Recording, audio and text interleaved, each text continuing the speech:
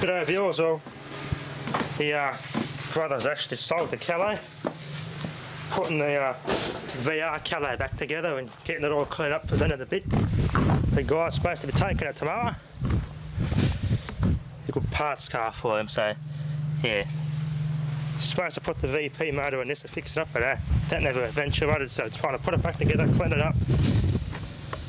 And he can, another guy's going to come take it tomorrow. Upon moving it and cleaning up the mess that was under it, look at this, earwig porn. Oh yeah, look at that, earwigs galore, check it out. Major earwig porn right there.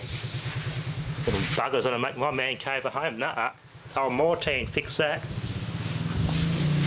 Good old Mortine to the rescue. Domestic fly spray kills these things fairly well, so I'll just use that. Oh, hang on, no, this one's Raid, not Mortine. Oh well. Mortine's all made in Malaysia anyway, because the Reckitt Benckiser behind all these brands pulled all the manufacturing out of Australia, so they're made mostly in China, that brand. This one's Johnson. This one's still made in Australia, but I don't know how long for.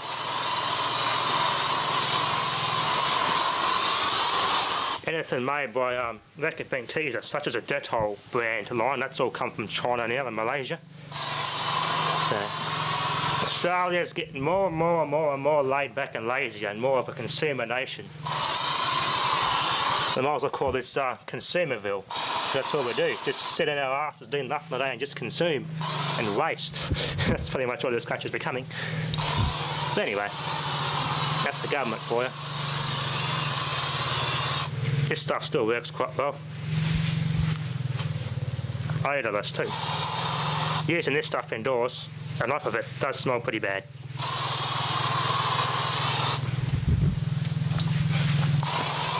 Look at that, millions of them. Thousands of the buggers. Yeah, good thing I don't like our fly spray.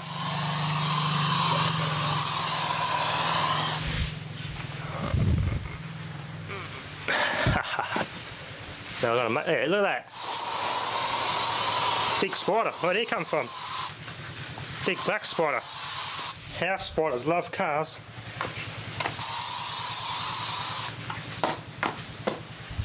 There you go.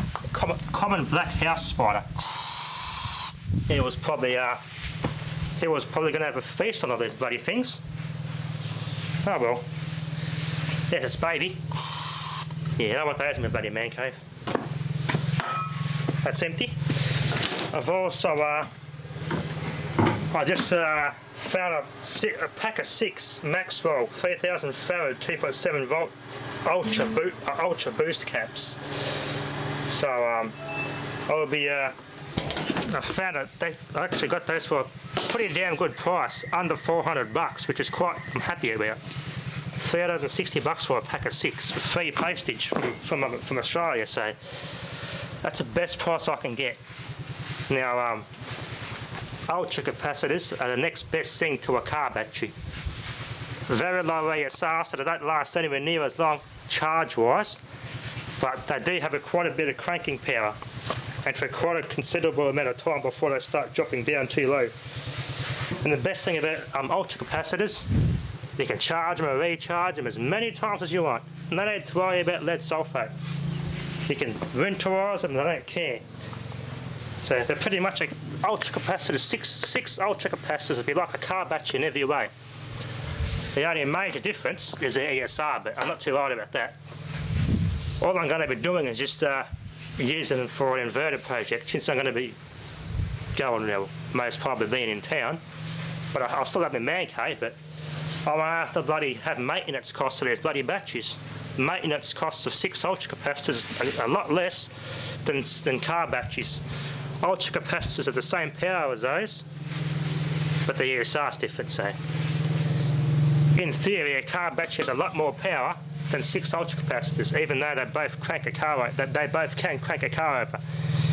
But the good thing about ultracapacitors, they have I have all the benefits of a regular car battery, and the big advantage, they they can charge on a solar panel.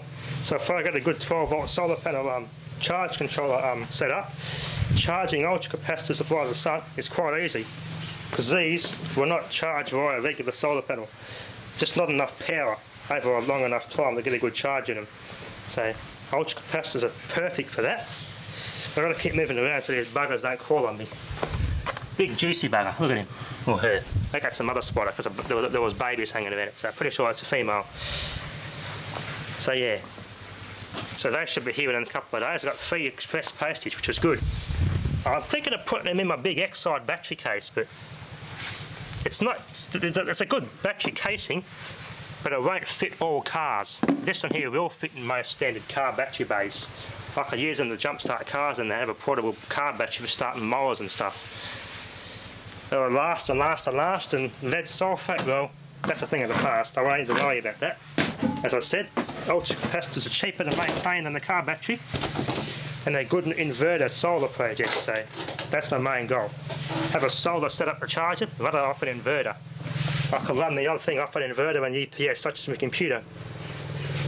Not very long, but 6 ultracapacitors would be good for short bursts of 240-volt power for small things here and there, so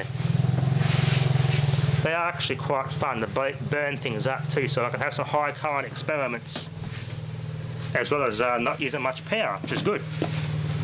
So they're good for a variety of things. I should charge one of these too, although I haven't yet tried it, but we'll see how one of these charges it. But you don't really need a smart charger to charge ultracapacitors. Just use a regular, ordinary, old-school linear battery car battery charger will do the trick. It's not going to hurt the capacitors. 2.7 volts per cell for a car battery is about the same. 2.7 volts per cell. So 6 ultracapacitors, they can take up to, I reckon, about 16 volts max. It works out to be maximum. You can overcharge them too. They'll tolerate that. So it's not going to hurt them. So I'll be when they arrive, I can have some fun with those, because they're quite handy and nice to play with. Not only are they good for fun little experiments, good to have fun with, but they'll also have some beneficial green uses, so to speak. I don't really want to just do it to save the planet as such, but you know, do it just so it's fun, and we don't have to have an expensive power bill at the same time, because depending on the rates in town, power is not going to always be cheap, depending on where you live.